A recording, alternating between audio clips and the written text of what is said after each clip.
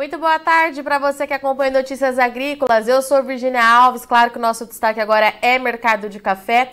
E olha só, o Secafé, Conselho dos Exportadores de Café do Brasil, acabou de divulgar o relatório referente aos embarques do mês de março. O mercado está esperando por esse número do Secafé para a gente entender qual que é a dinâmica de disponibilidade de café no mercado e principalmente para a gente tentar avaliar a direção desse mercado das negociações daqui para frente. Mas para conversar com a gente hoje aqui e trazer as novidades, eu estou aqui com o Márcio Cândido Ferreira, que é presidente do Secafé. Seja bem-vindo, meu amigo, mais uma vez. Oi, Virgínia, boa tarde, prazer estar falando com vocês.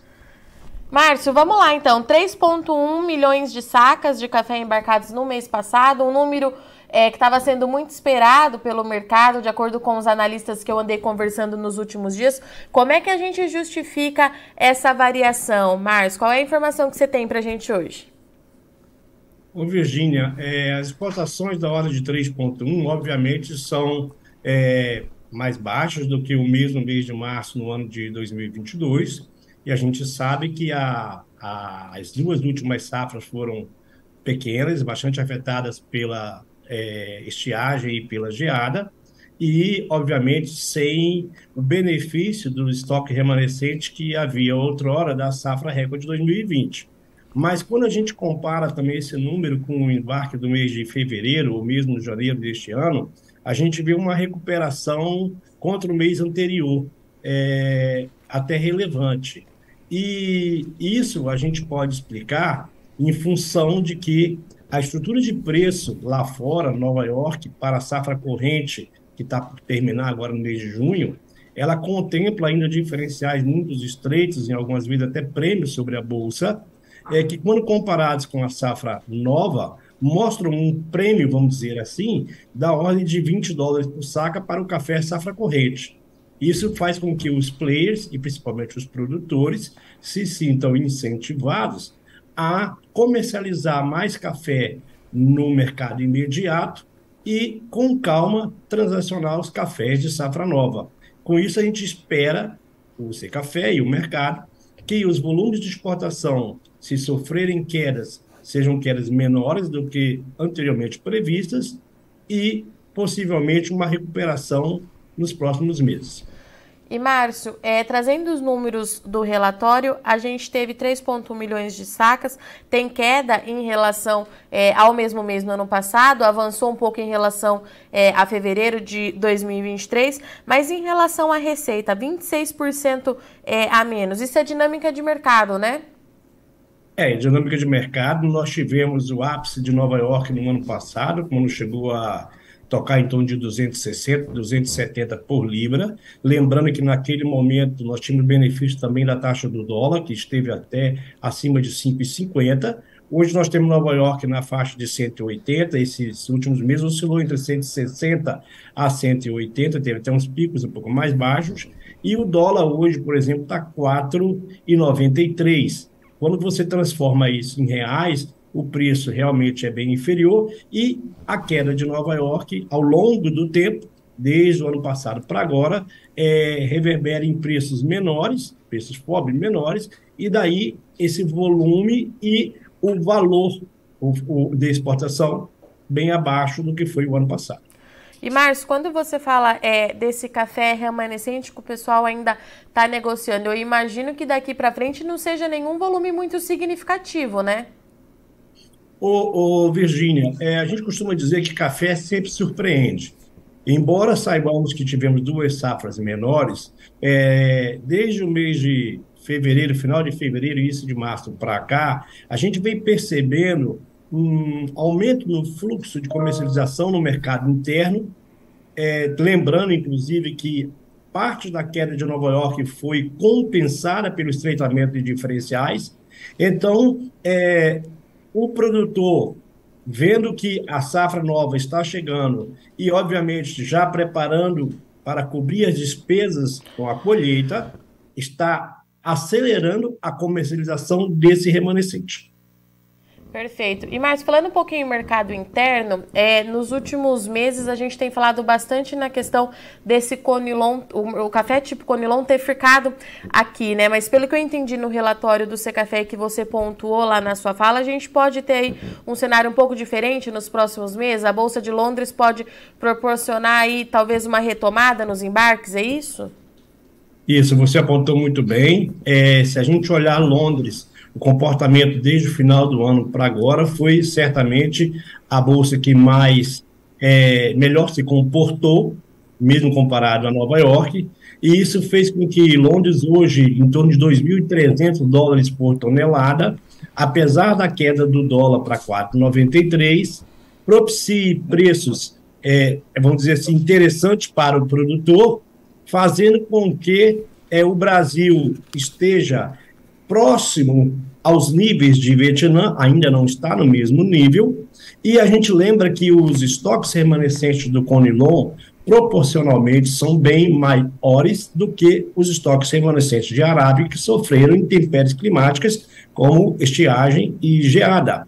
Então, é natural que o produtor acelere mais do que no arábica, até porque tem muito mais disponibilidade, a comercialização do Conilon, fazendo com que nós tenhamos uma perspectiva de direcionamento desse Conilon também para o mercado internacional, sem diminuir a participação no blend do mercado interno, que está em torno de 80%.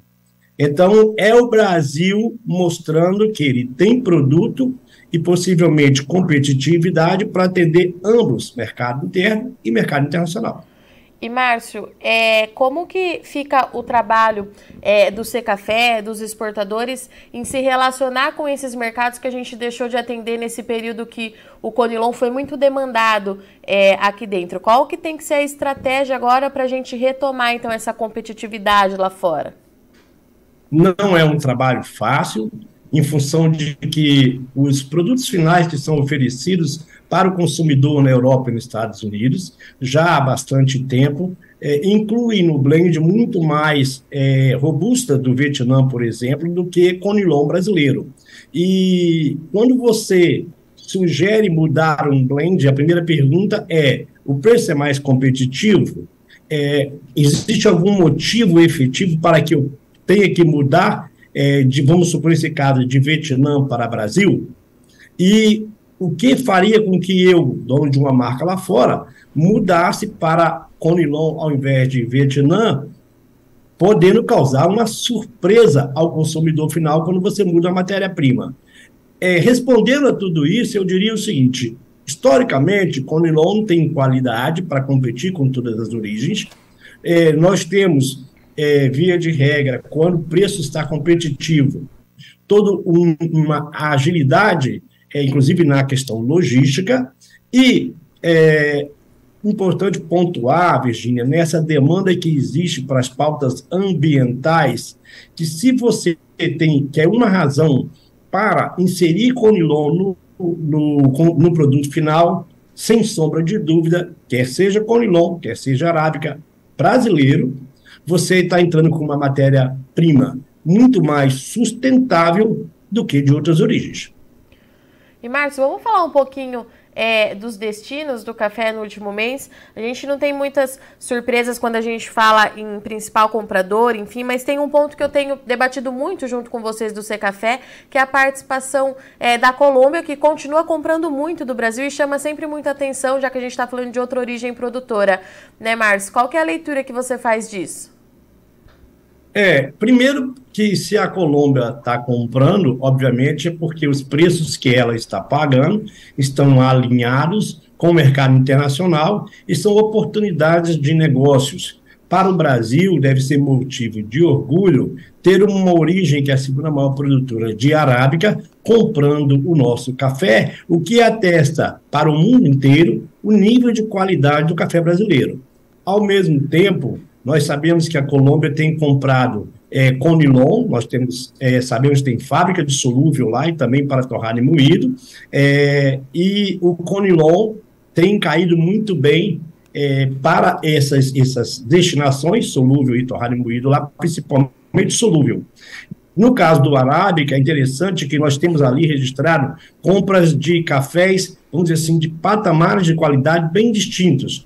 Você tem desde o café Grinders, eventualmente até um pouco inferior ao Grinders, que é um café com mais defeitos, e muitas das vezes sem prejudicar tanto a bebida, porque os defeitos são muito mais grãos quebrados do que defeitos capitais, e ao mesmo tempo você tem os cafés semi-lavados brasileiros, produzidos principalmente no Cerrado Sul de Minas e na Mogiana, um pouco também da montanha do Espírito Santo, que, vamos dizer assim, hoje nós já sabemos que competem de igual para igual com o próprio café colombiano. Isso para a gente é muito bom, porque num dado momento, o Secafé, junto com outras lideranças, e eu fiz isso quando estive recentemente no NCA, nós vamos demandar da Bolsa de Nova York que seja feita uma revisão com relação aos prêmios que são pagos para café brasileiro.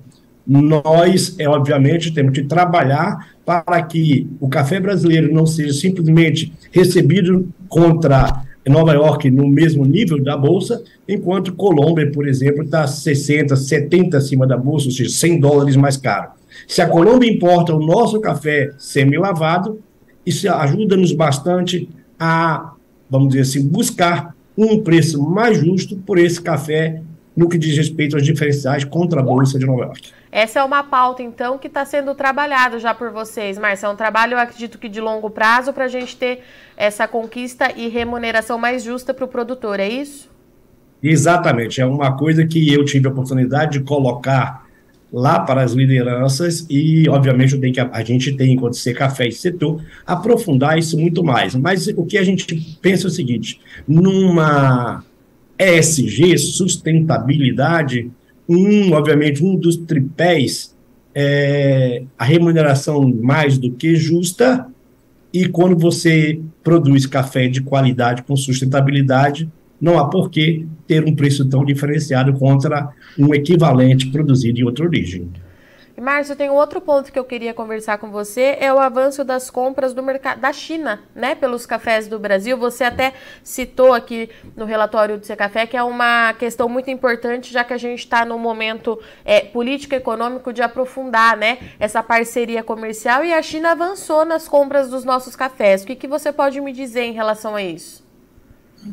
É muito interessante porque cresce cada vez mais o número de cafeterias na China. Existe uma mudança de comportamento do consumidor, principalmente dos milhões e milhões de jovens, a destacar inclusive as mulheres. O café brasileiro ele cresceu substancialmente nesse trimestre, comparado com o mesmo trimestre do ano passado, no consumo na China. E o que a gente espera com essa aproximação do governo atual junto ao governo chinês, inclusive o presidente Lula está neste momento em viagem para a China, é uma oportunidade interessante para que mais e mais investimentos na comunicação, na divulgação, no marketing e, obviamente, do nosso café venha a ocorrer exatamente nesse momento bastante propício. A gente sabe que a China é o mercado que é o maior potencial para o consumo de café, sabe que isso vai acontecer e o que a gente tem observado é uma aceleração nesse crescimento de consumo. Embora o volume, quando você olha o tamanho do país, seja pequeno ou não tão representativo, o que indica para a gente é que haverá, sim, um crescimento substancial e isso nos deixa muito confortáveis na medida em que sabemos que o Brasil é hoje a única origem capaz de suprir tamanha demanda. Márcio, e para a gente encerrar, é claro que eu não posso perder a oportunidade da gente falar dos preparativos finais aí para o Coffee Dinner, que acontece no mês de maio. Como é que estão as coisas por aí? Tem alguma novidade? O que você tem para nos contar? Virgínia, nós estamos realmente chegando na reta final. Temos o privilégio de ter patrocinadores muito importantes de todo o escopo da cafeicultura, ou seja, nós estamos falando tanto patrocinador do ponto de vista financeiro, patrocinador na área de produção, patrocinador na área ambiental, E mais do que nunca, o Coffee Dinner ele ocorre no momento em que as demandas de sustentabilidade são enormes, partindo a princípio da Europa e caminhando para a par pelo mercado americano, e nós vamos ter ali a oportunidade de discutir pautas muito interessantes, e eu vejo ações de estados produtores importantíssimos, como, por exemplo, o Espírito Santo, de onde eu estou te falando agora, criando, e vai ser anunciado nos próximos dias, um programa de cafeicultura muito robusto, voltado para a sustentabilidade, voltado para a produtividade, para a qualidade. Isso, obviamente, se tem o Espírito Santo, a gente sabe que Minas e os outros estados também trabalham nessa direção. Então, o Fórum Coffee Dinner vai ser uma oportunidade de mostrar, principalmente para aqueles que vêm de fora, e mesmo para os que aqui estão, o quanto a nossa cafeicultura tem avançado, segue avançando, e ela não se furta a atender às demandas do consumidor, por mais que elas sejam difíceis de executar, mas são desafios que nós encaramos muito mais como oportunidades que serão bastante aprofundadas no Coffee Dinner. Muito bom. Márcio, obrigada, viu, pela sua participação, disponibilidade, sua disponibilidade do Secafé. Sabe que você tem portas abertas aqui no Notícias Agrícolas. Até mês que vem e mais pra frente a gente se vê lá no Coffee Dinner. E lembrando que um dos principais players no Coffee Dinner vai ser o NA, né? Então, isso aí, uma responsabilidade grande. A comunicação grande. oficial lá está por conta de vocês, então está em ótimas mãos. Muito Parabéns bom. E obrigado pela parceria. Até lá, Márcio. Tá bom, querido? Abraço, tchau. Portanto, então, estivemos aqui com o Márcio, presidente do Conselho dos Exportadores do Café do Brasil, para trazer atualização, então, referente aos embarques. Como eu disse no começo da nossa entrevista, é um número que estava sendo muito aguardado pelo mercado para a gente tentar entender essa dinâmica. O mercado de café continua com bastante volatilidade e os dados do Secafé, mais do que nunca, tem sido um grande balizador, principalmente agora, nesse período de entre-safra, que a gente precisa entender, então, como é que está a oferta brasileira. Dito isso, só para relembrar, o Brasil embarcou 3,1 milhões de sacas no mês de março, isso no comparativo anual é uma queda de 19%, subiu quase 30% em relação ao mês de março, mas tudo isso é reflexo da dinâmica desse mercado de muita volatilidade e o produtor aproveitando as oportunidades, conforme explicou o Márcio aqui pra gente. Tem 3 pontos que o Márcio trouxe aqui pra gente hoje, então, que a gente precisa prestar muita atenção. As compras de café por parte da Colômbia continua sendo um volume muito significativo. O setor exportador buscando junto à Bolsa de Nova York prêmios por esse café. O café do Brasil ele tem apresentado uma qualidade que se destaca no mercado e o setor exportador então começa a negociação para a gente ter esse prêmio em pagamento. E tem também a recuperação do Conilon do Brasil no mercado internacional. Nos últimos anos a gente viu esse café muito demandado aqui no mercado interno, justamente por conta da quebra na safra de produção do café arábica, mas agora por conta dos diferenciais e principalmente a movimentação na Bolsa de Londres, quando a gente fala no Conilon, está começando a deixar o Brasil de novo muito competitivo e a gente pode então retomar esse espaço no mercado. Lembrando, é claro, que o setor todo espera aí uma recuperação, ainda que tímida, para a safra de arábica desse ano no Brasil, o que tudo então pode ajudar para esse mercado também, do mercado Conilon lá no exterior. Bom, eu sou Virginia Alves, agradeço muito sua audiência e companhia, mas não sai daí que o Notícias Agrícolas continue, já já a gente está de volta.